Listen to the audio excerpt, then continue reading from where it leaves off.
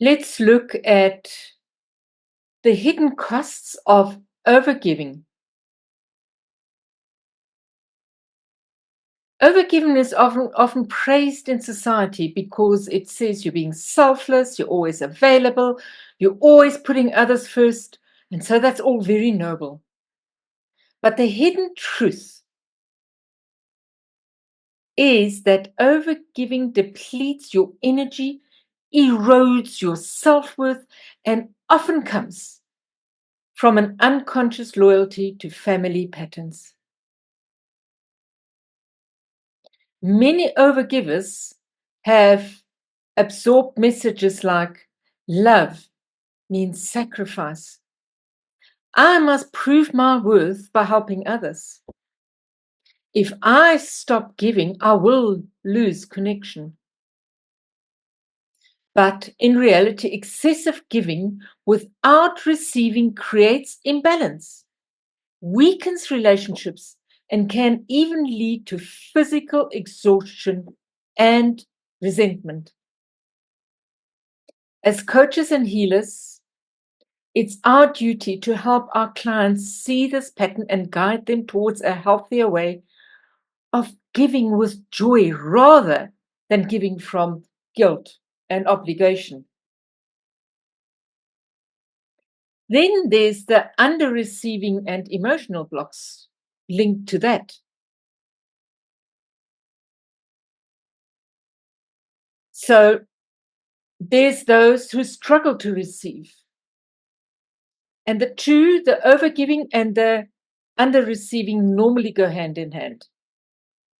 Have you ever met someone who rejects compliments, refuses help, or feels guilty when receiving money or love? This comes from deep-rooted beliefs, often tied to guilt, shame, or trauma. I don't deserve it. Receiving makes me weak. If I accept, I'll be indebted. But here's what we must remember. Receiving is not a weakness. It is an act of trust, of self-worth, and of allowing life to support us. This is really key. Receiving is not a weakness. It's an act of trust, of self-worth, of allowing life to support us. When we help our clients open up to receiving, they experience more abundance, deeper relationships, and a sense of ease instead of constant struggle.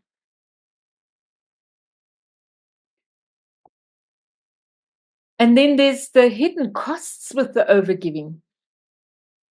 Why is overgiving a problem?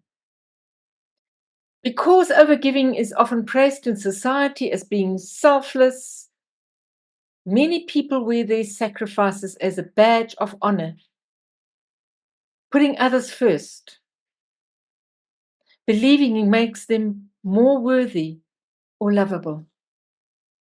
Look at me. I'm so good. I can give so much. But the hidden truth is, overgiving depletes your energy, erodes your self-worth, and often comes at an unconscious loyalty. These beliefs are deeply embedded in family systems. If a parent constantly gave without receiving, a child may learn that love is earned through self-sacrifice rather than a natural flow of giving and receiving. So we've already spoken about this woman seeing her mother give endlessly to others, but never accepting help. And as an adult, she does the same, exhausting herself in relationships, overworking in her career, and feeling guilty whenever she tries to take time for herself. But in reality, excessive giving without receiving creates imbalance, weakens relationships, and can even lead to physical exhaustion and resentment. How does overgive create harm? Because it leads to resentment. Giving should be from joy and abundance, not from guilt or obligation. But when people give too much, they begin to feel unappreciated, unseen, and even used.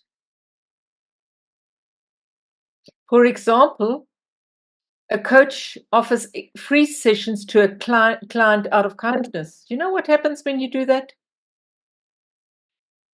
But over time, clients start expecting it rather than valuing it, leaving the coach feeling drained and undervalued. Overgiving can also be a form of control. While overgivers often seem generous, there is sometimes an unconscious expectation attached to be loved, respected, or needed. But when this expected gratitude or reciprocation doesn't come, frustration builds. This may be an example where a woman always bakes for her neighbors and helps them with errands. But when she needs support and no one steps up, she feels hurt and unappreciated. The unspoken contract, I give, so you must give back, was never acknowledged. And then we've spoken about overgiving leads to burnout and physical symptoms.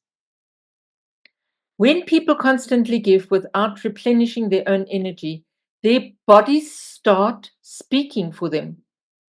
So you have the chronic fatigue, the anxiety, and even illness can arise from deep, unspoken exhaustion.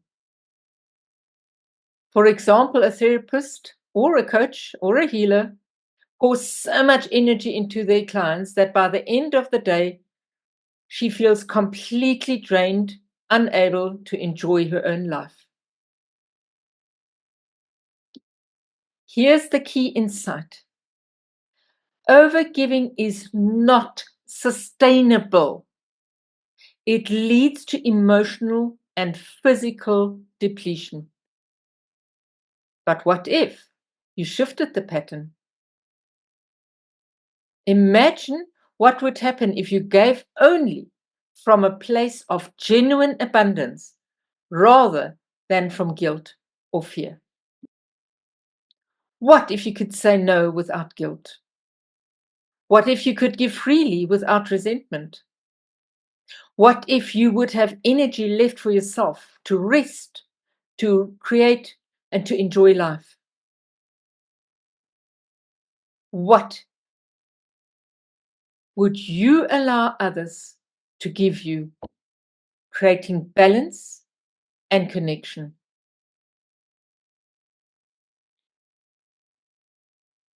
What if you set boundary today?